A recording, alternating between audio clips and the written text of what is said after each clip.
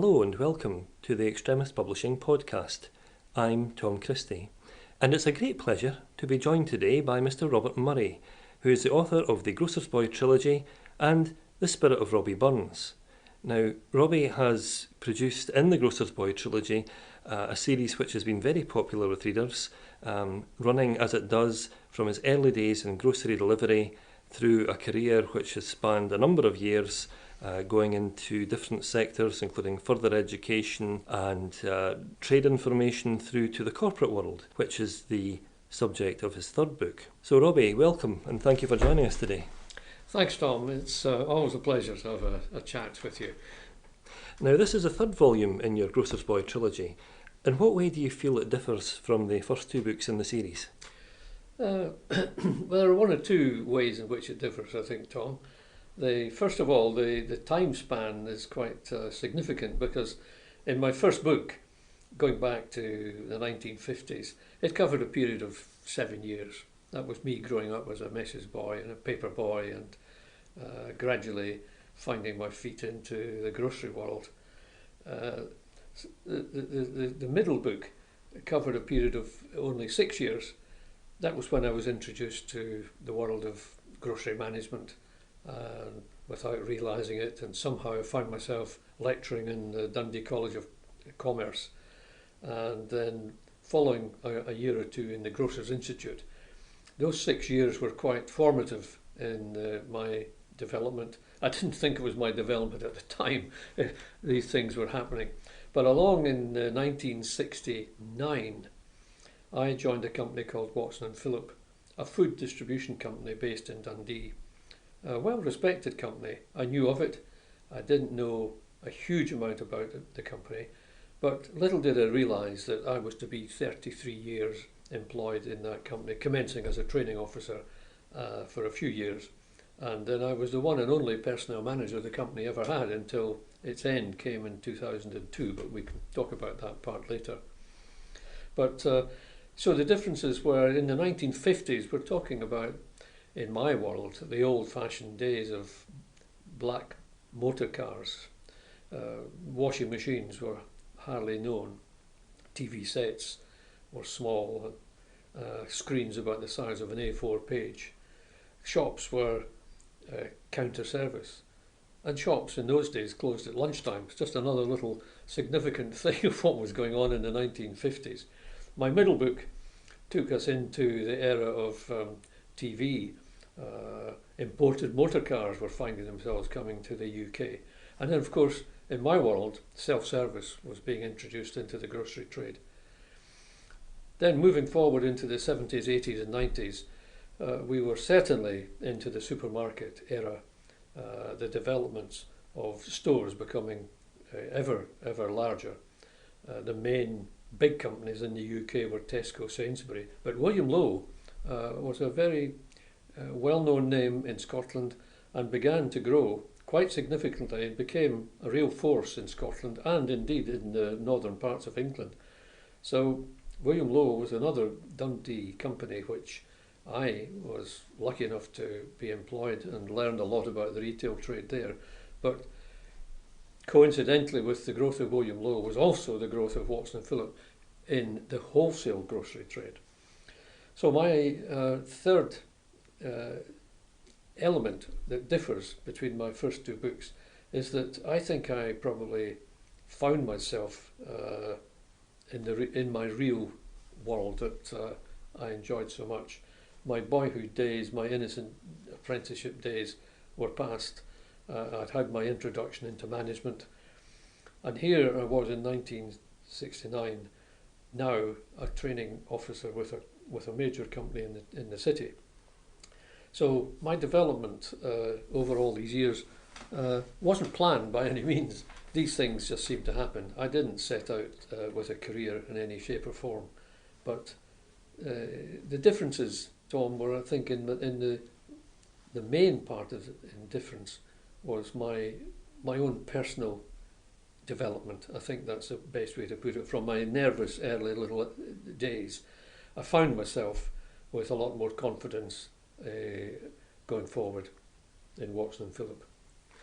Now, you mention that your latest book centres around the famous Dundee firm of Watson and Philip, and that was one of the great titans of the retail distribution industry. Can you explain a bit about the company's origins and its gradual expansion throughout the UK?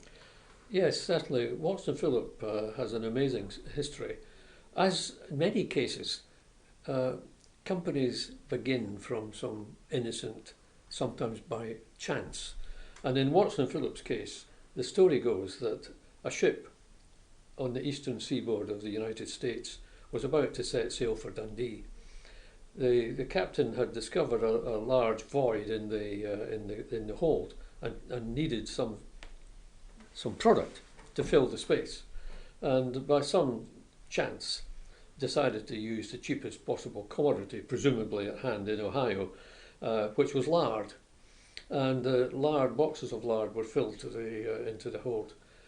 The ship eventually arrived in Dundee, of course, with boxes of lard that nobody had ordered, and two shipping clerks, one by the name of Joseph Phillip and another Thomas Watson, two alert young men, on hearing about the lard, got to business, purchased it for presumably some quite favourable sum, found themselves travelling around the city of Dundee and the hinterland selling lard to baker shops, chip shops, caterers and presumably pubs, etc., etc.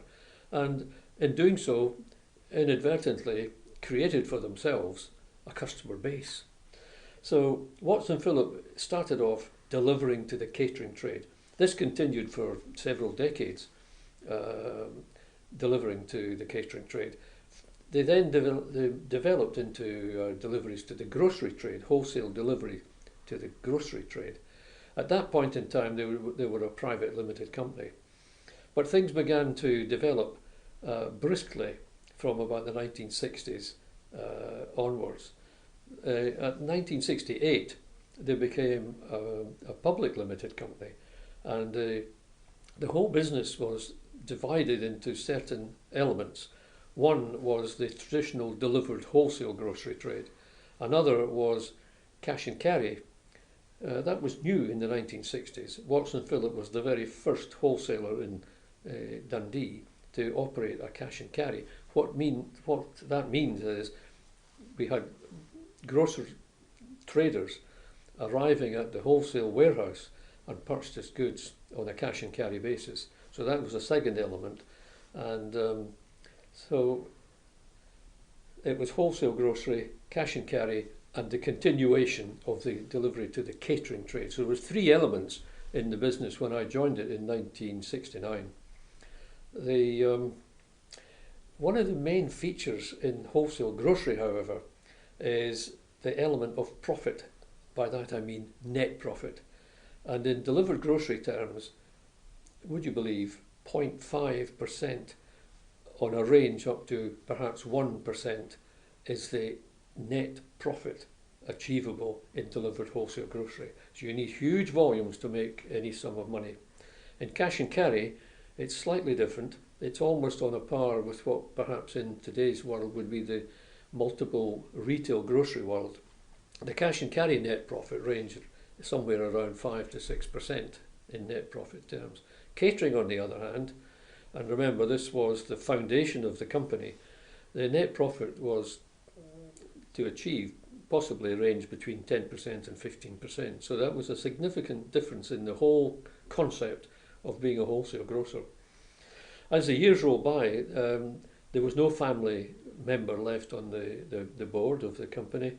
And then by accident, in the early 1990s, there was an acquisition. The company acquired a wholesale grocer in Aberdeen, and along with that company came a number of retail shops which were being supplied by that wholesaler.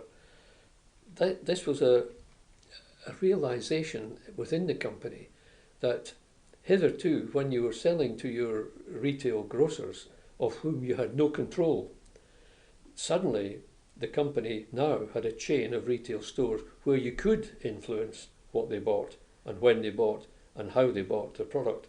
So retailing, servicing to the retail trade became quite an eye-opener. And I refer to it in my book as another box of lard, in a sense, because it was sheer luck that a group of stores came along with an acquisition of a wholesale business. These retail shops became significant and a focus of attention within the business, because the company began to realise that the greater profits could be achieved by controlling the retail business. That put the company on a compass point moving towards retail. Sadly, that metamorphosis, if that's really what it was within the business, was the beginning of the end, because in a sense the growth was so enticing and so attractive. There was a huge effort made to convert the business fundamentally from wholesale into retail, and sadly I find in my book that that was in fact the downfall of the business. But that's the Watson and Phillips story. 1873, I remember vividly, we were celebrating the centenary in 1973. And here we are, less than 20 years later, the business is no longer in existence. One of the things that really stands out from your book is the importance that you place on professional relationships, and you built those relationships all the way through your career. It seems obvious to me that you felt this camaraderie was a significant part of your working life. So in what ways do you feel it helped to define your role at Watson and Philip over the years? It's a good point, Tom. I didn't actually realise this, but I must have been conscious at the time that as an apprentice grocer, I was I was a junior in the business. I had no real... I was the only apprentice in the store for a start. So I had no real relationships within the business. When I became a manager, I suddenly found myself in a slightly different but similar problem, in the sense that I had to be slightly different from the staffing level. I was a manager now, and I found myself as a one-off inside my own business, inside the 3 branches that I managed. I had to find myself a role which was not over familiar and yet effective. And then, of course, I moved inadvertently at the time into lecturing in distributive trade subjects at Dundee Commercial College. Here again, I found I was on my own. You might think that working in a college with colleagues in the educational field, one would have colleagues, but that only goes as far as staff room chat during intervals. When you're in front of a class and you're in your own field, you're very much on your own. And I found myself again with no real close working colleagues. The change for me came in 1969. When I joined Watson and Philip, I suddenly found myself in a team. I think that's the best way of describing it. I found myself part of a team. I was sharing problems and solutions. One can't work in isolation as a training officer. You need to move and share issues with people, do a lot of fact-finding, get to the root of problems. And so I found myself viewing my fellow managers and the directors, I suppose, to some extent, as my clients. They were my customers. I was there to provide a service to my colleagues. And for the first time in my whole working life, there was my change. And I found everything I'd done in the past had been part of a build-up to giving me the confidence. I was never really a hugely confident person in my young day, but working as a team, I think I found my feet, Tom. I had a more relaxed attitude. The values were shared. The common aims and the purpose, after all, was to serve the public, to serve the customer, to make profit. I do say we had fun, and I described my my relationship inside Watson Philip was with a group of people who worked hard and played hard. Inevitably, what saw us all through was humour. But fundamentally, I think I would say I was far more effective, far more confident, because I was more relaxed. That's I think the best way to try and describe. My role became defined by my own confidence that I began to find. You mentioned the huge changes that took place in the UK business culture of the time, in particular throughout the 1980s and 1990s, and you also talk about the major impact this had on your own working life. What do you think was the effect of these changes when it came to Watson and Philip? Were they slow and gradual, or was it more of a sudden cumulative influence? I think in the general world of the wholesale grocery trade, they were gradual. In my world, they were quite more significant as a change, a much more abrupt change because of my change in 1969. But in the 1950s and 60s, the world was, generally speaking, let's think, it was only 5 years, 6, 7 years after the end of the war, I was out delivering groceries on a message bike. Only 7 years after the Second World War. Life was still pretty old-fashioned, I would say. The grocer stores, the private individual grocery store, of which there were many in Carnoustie, were owned and operated by one man. I would say they weren't being harsh on themselves. I think they would tick along. They would realise that results were based on effort, but they weren't. They were just going to tick along. And I don't think they kept budgets to say how much percentage they'd grown every year. They might like to think there was more money in the till one year following the other, but I think they would tick along in the 1950s. They weren't being driven by results and nobody was pushing them. It was a canny life, I would say, for the general operator in the retail grocery world. So it was a steady, gentle maintenance of a level of service to the customer. The easygoing 70s, I think, is what one might describe that in comparison when we look at the 90s. The impact on my working life immediately in Watson and Philip was to be part of a management team where we had budgets. We knew that the company by then was a public limited company. We therefore required to know that the growth each year had to be defined. When I joined the business, the first round of discussions I recall were with the salespeople. And so the question from the managing director was to the salespeople, how much are we going to sell next year? And what are we going to sell next year? And how much more are you aiming to sell next year? So the first element of the budgeting process came from the salespeople who said, I think I could sell more next year by X amount. And once that was done, the rest of the business budgeting process would follow on from that sales projection. But as I said earlier, in the early days of private limited company and in the early days of public limited liability restrictions, that was quite gentle. But gradually the city and the investors, and as a public company it's the investors who are going to drive with the cracking the whip. And so I do remember initially a managing director saying, I've been to the city, they're looking for X% growth for next year, whatever, we're looking for 5%, 6.5% or whatever, and these projections are what our investors are seeking.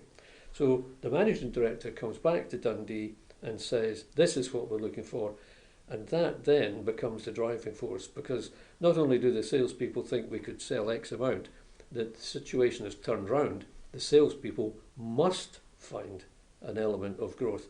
So the pressure moved from sales into profit, and it moved along with this driving force of being a public limited company. That's where the pressures came. So I saw all these changes and witnessed these as they came along.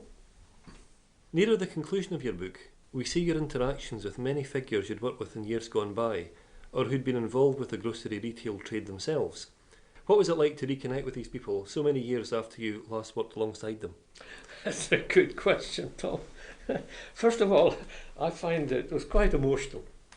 There was quite a huge amount of catching up to do with people. My favourite story I'd tell is that at the launch of my second Grocer's Boy book, which happened to be in the Central Libraries in Dundee, I told my little story of what my book was all about, and lo and behold, a little queue formed to buy my book, which was delighting for me, and I was signing, and eventually standing in front of me was a tall young gentleman, and he said, "I wonder if you could sign this for me, Mr. Murray." And I looked at this gentleman, I said, "John, it can't be you, John." It turned out to be young John Allardyce, an apprentice of mine going back to 1963. He was a 16-year-old, and here he was standing in front of me after all these years, and here I was in 2019 with John Allardyce standing in front of me, and I couldn't believe my eyes. It turned out John had stuck with the company and was an extremely successful young man, became an area manager, an influential area manager from what I eventually gathered from him. Here I was 59 years later having a chat with young John, whom I thought I'd never see in my life again, but he impressed me at the time as a 16-year-old, and I knew he would do very well. He had everything that in my view looked like being a successful man in the grocery trade. So that was an amazing connection. It made me begin to think about why I'd left William Lowe and so on, but that's another story. Later on, after Watson Phillip had folded, I had been in England, of course, with the company when it folded, and I had lost track with the various personalities back in the Dundee head office. So when I got back based in Carnoustie, I set out to try and organise a reunion of employees. I was aware nobody had tried to do this, but I felt with my connections and my general overall feeling as being the personnel manager, I knew so many of them. So I set out and built a whole raft of names and phone numbers, and lo and behold, I had 100 people turn up at a reunion in the Queen's Hotel Dundee. Something like 25 years since I'd seen them all. It was absolutely amazing, and I had produced name badges. Sadly, I think I needed the name badge. It was quite humorous. It was also emotional, and there they were. And we had one or two reunions thereafter. So, as part of my preparation for this book, I set out to try and contact a number of the people I had kept in touch with through that reunion, and they have been absolutely brilliant. They've produced documents, booklets, dates, information. They've helped me with the sequence of events, because as the years roll by, sometimes it's difficult to maintain the exact sequence of events that take place. So I'm hugely grateful to a collection of my former colleagues who came along, and I met up with them and produced the book, largely thanks to them and their knowledge and information that they came with. So meeting up with the old names, I think, summed up as being emotional. Let's face it, we all shared the same sadness and frustration and the mystery of why Watson Phillip actually had died, effectively. And the people I met were still grieving to some extent. I was redundant in 2002, but the problem for me was that I hadn't been in touch with my former colleagues for such a long time, and I had been, to some extent, in my own world of regret and wondering how it all went wrong. But when I started to meet all my former colleagues, I picked up the sense of sadness, disappointment, in some cases anger, and the mystery of how and why it all went so wrong. So we shared that strong work ethic all these years, 33 years, with not the same group of people necessarily, but with a lot of them. We built up what I would call something a bit akin to being on a ship's crew. You work closely with people, And when the ship sinks and you're all common survivors, you've really got something to look back on and shared memories and experiences. So emotion has always been a huge part of writing this book and meeting these individuals, whether they were the salespeople, accountants, managers from various parts of the business, all still there, eager to help me, and it was brilliant to get their cooperation. As you encourage people to look back at those major Scottish firms like Watson Phillip and William Lowe, what do you think are the main messages you would like them to take away from the towering legacy of these companies? It's an interesting question, Tom. I remember hearing Lord Sainsbury. I was at a training course during my college days in London. Lord Sainsbury recounted a tale of swinging on a makeshift swing attached to the door leading into the back shop in, I think it was East London, the Sainsbury family. Of course, we might associate Sainsbury with some upmarket business, which indeed it probably is, but in those early days, Lord Sainsbury was very proud of his origins. I've since read, of course, like people like Thomas Lipton, can you imagine at the age of 19 went off to the States to try and find out as much as he could about the retail grocery trade, came back as a rejuvenated and enthused teenager, determined to grow his own business. These were dreams from individuals. And in William Lowe's case, we had the same idea of a grocer's shop in Hunter Street in Dundee, one man running a grocery store, enthused with the idea of seeing it succeed. And of course, in Watson and Phillip, we had the story, as I said earlier, of the Joseph Phillip and Thomas Watson, two young men. What would drive all of these people in their common force would just be something to improve their lives, make something of themselves, perhaps seeking some form of independence in their employment. So the common starting point, I think, in Watson Phillip and William Lowe's is very similar to other companies such as Tesco, Sainsbury's and the Thomas Liptons of this world. So I think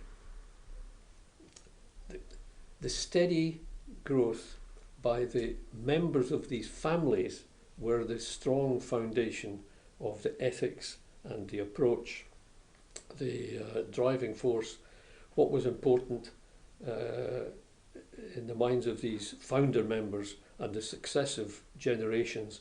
These feelings and attitudes and values were being passed on from generation to generation. I think probably that's the best way of describing all of these businesses, and William Lowe and Watson Phillip are particularly close to my heart because between the two of them I spent all my working life practically with both these companies, and of course it was a great honour to look back now and think of the values I had working for these two companies. So in a sense, as they grew, they also lost their generations. They lost the contact with the original owners and investors of the business. And suddenly, in both cases again, the common denominator is the public liability company, where the pressures build and build and build. Through no fault of its own, Watson Phillip was highly successful in becoming eventually the main UK food distributor. William Lowe also did the same, covering all of Scotland and indeed into England as well. In William Lowe's case, it had the competitive problems of the Tesco's, the Sainsbury's, the Morrisons, the Fine Fairs, etc. over the years. And the public limited liability demands on the Tesco's and Sainsbury's were the same demands on William Lowe.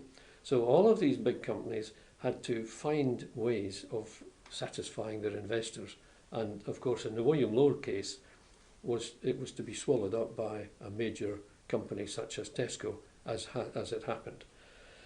So William Lowe succumbed in a sense, and the common foe here is the pressures of the public limited company. Oddly enough, the difference is, though, that Watson Phillip was damaged by itself. There was no competitive element that William Lowe fell foul. It imploded on itself because of its. But the common denominator was the driving demands for more and more growth every year, and successive boards of management would have to find the answers. And of course, Watson Phillip, as I mentioned earlier, had thought it had found the answer to this by following a route in the retail world where the profit margins were greater. And that driving force proved to be so strong that everything else practically, fell to one side. So basically, Watson Phillip damaged itself, one could say, whereas William Lowe and Company was damaged by the predators. But the common denominator was this fierce battle in the City of London and the investors' business of profit returns. So I think what people take from that is something about the brilliance of how the early management brought these companies up to such a high standard as they were. That doesn't come on its own. That's a long slog of hard work and diligence and careful budgeting and careful management. That's on the one hand, but the other thing to take into account is the fatality of modern business practices, one could say. And here we had in Dundee 2 highly successful businesses. And in my own case, 2 businesses which were to provide me with my employment and all of my working life of feeling success and achievement. That made my life. So, Robbie, thank you very much for sharing with us your really fascinating journey through employment, and one which has covered a really interesting and fast-moving period in the development of the grocery retail industry. It's been a pleasure to talk to you today. Thank you, Tom. It's always a pleasure. And I didn't set out to write about my 33 years in Watson Phillip. In fact, I didn't set out to write any book at all. But one thing seemed to lead to another. And it's unique because probably it does reflect something about what was going on in the retail and wholesale grocery trade over these years of which I was part. So it was my journey. It just happened to be something that provided me with a lifetime of employment, satisfaction and achievement, albeit a sad end. But I look back with great fond memories of both these companies and all the people I work with, and every single person in Watson Phillip I have dedicated this book to, because it doesn't happen by management, it doesn't happen by directors, it happens by every single effort that's put in by everyone in the business. And I hope, really seriously hope, that as many of the former colleagues of Watson Phillip who buy my book will find that that's a value that I have placed on all of them. The Grocer's Boy Gets Down to Business is available to buy from all good online retailers and independent booksellers worldwide. Thanks for joining us today. I hope that you'll tune in again soon.